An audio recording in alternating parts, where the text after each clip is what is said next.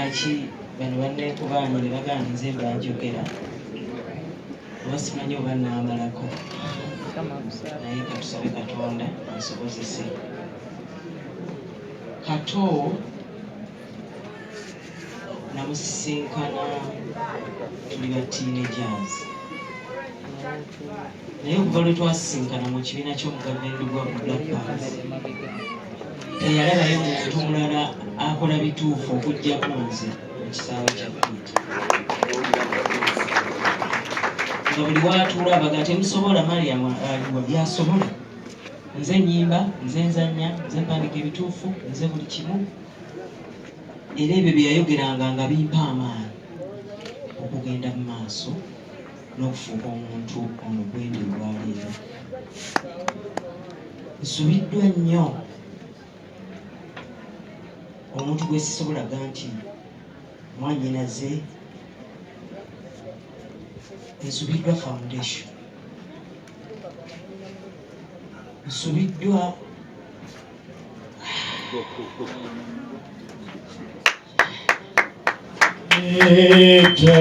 Ndagire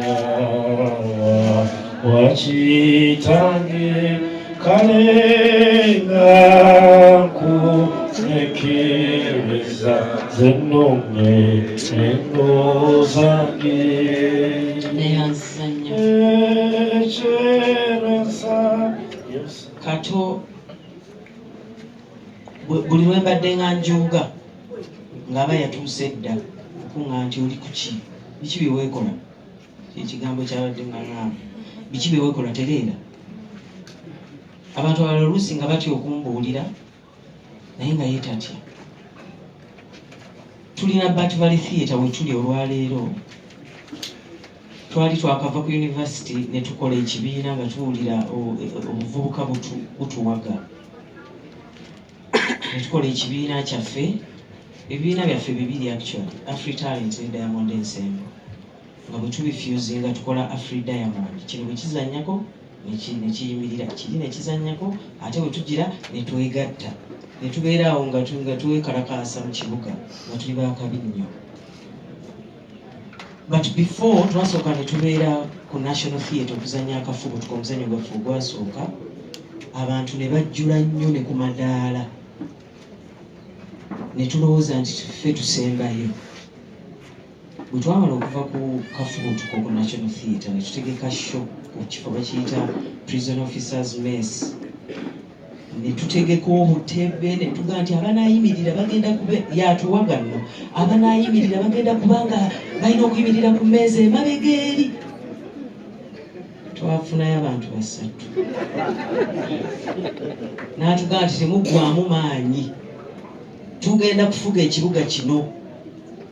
Enkeera yakeera kunoonya prison band, n'atugaa tukole procession mu kibuga tutambule, nga nze nyambadde olubugo, ye nga yambadde olubugo, nga nze nyambadde ekyeteeyi ky'abagole, tutambule abantu bamanye nti gye tuli mu nsi.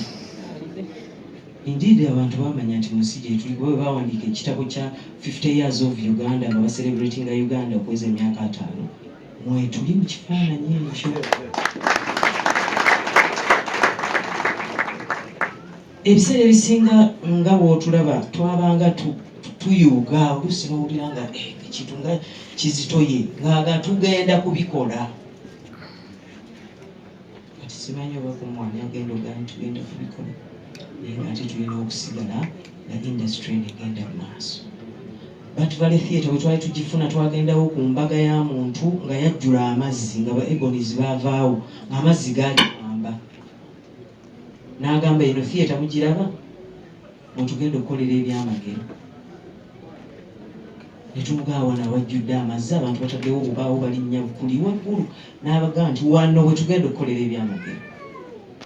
Ebiseera ebisinga nga bw'ayogera, ayogera oluusi n'ayogerera waggulu nnyo ne musirika ne mulinda mulabe ebyamagero bwe mubikola. Mwana wattu ate nga bituukirira ne tukola ebyamagero. Twebaza Mukama okuba nti yatusisinkanya Kato, kubanga osanga we tuyimiridde wano si we twandibadde tuyimiridde nga tukola birala. Nze nasoma marketing e Nakawaawo, naye nga tumaze okusoma MDD nemba nga obwa sales officer bumazeewo nanga nti emizannyo gyaffe gwolina ogiwandiika weesibye wawava munno ngenda kujja nkusaleko ebigambo bakugobe okomewo wandiika emizannyo saamulinda kunsalako bigambo nempandika resignation nenzija mpandiika emizannyo era netusinziira awo netuba nga tufuuse bamutawaana okuba n'omuntu nsabira buli muntu abeeyo ne Kato Lubwama mu bulamu bwe nga bwabadde mu bulamu bwaffe okuba n'omuntu atakwekwekerera omuntu akusindika omuntu alowooza ebintu ebinene Kato abadde adreaminga waliwo okuga nti let's dream. He was dreaming in full color ye ng'ekifaananyi kyakiraba nga kirina ne langi n'akibalaga mmwe nga temukiraba naye ne muguma ne mubeera emabega we ne mutambula azudde ebitone bingi nnyo ng'ovudde mu theatre yalaba nga theatre tukozengaga nti theatre abantu batutegedde tutambule tunoonya abayimbi n'agula ebyuma bya bandi nga ku ffenna tekuli amanyi kuba kyuma n'ekimu n'atandika ekibiina mwe yasolooleza abavubuka abato bamisa Kisemakula Seruga Fred Maiso Mayinja Ronald Lutaya Geoffrey n'abalala osanga senga tetwalina Kato mu bulamu buno nga Katonda teyamutuwa tebandibakula ate nga takoma okulota kwe nga tekuggwayo bw'abala olaga nti abomba mazzi kati abalala n'aleeta Rebecca Jingo n'aleeta Mpologoma n'aleeta omwami Abirisengendo n'aleeta abantu nga luddakika mugamba kati otusombedde bannange otusombedde ekisaawe okijjuza nga gaye nkyaleeta Kato tazikawo tetumanyi bwe tugenda kuba mu kisaawe kyo naye tugenda kuguma ebirooto bye tusobole okubitwala mu maaso. Pasita Bugingo tweyanziza webale kuba mukwano gwaffe owannamaddala abalala bwe batwegaanye muli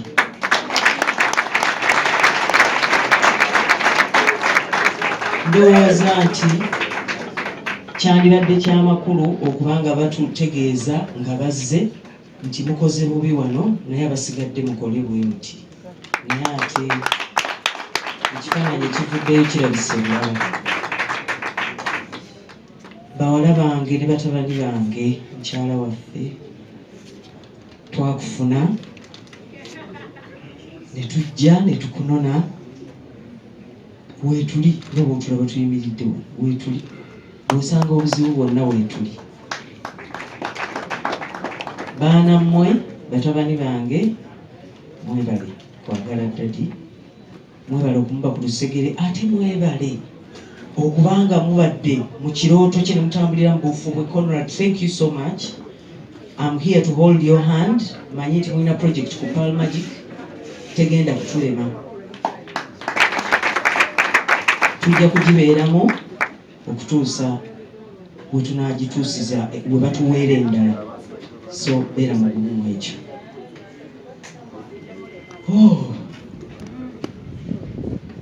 Nabaggala oli otya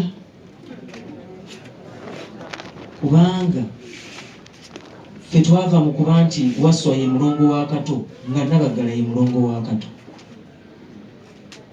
nga beevuma ne beeyuza ne beeteeka wali mu ddakiika emu osanga bali butoola. Twagala tukutegeeze Nabaggala wonna wooli sikulengera naye manyi nti ebigambo bino biwulira. Kato yakutulaga mu bulamu n'akugamba nti ono ye mwannyinaze omulala maama gw'ataazaala era ogenda kuba mwannyina ogenda kuba muganda wange ogenda kuba mwannyina wa Abe ojja kuba mwannyina wa John ojja kuba mwannyina ffe muganda waffe tugenda kuba naawe kubanga ffe b'osigazza tubeere wamu mu kintu kino. Abaana abo batwetaaga maama waabwe atwetaaga tuli bubi mutusabire naye tuli basanyufu nti Mukama yatusisinkanya Kato mulongo wange weeraba.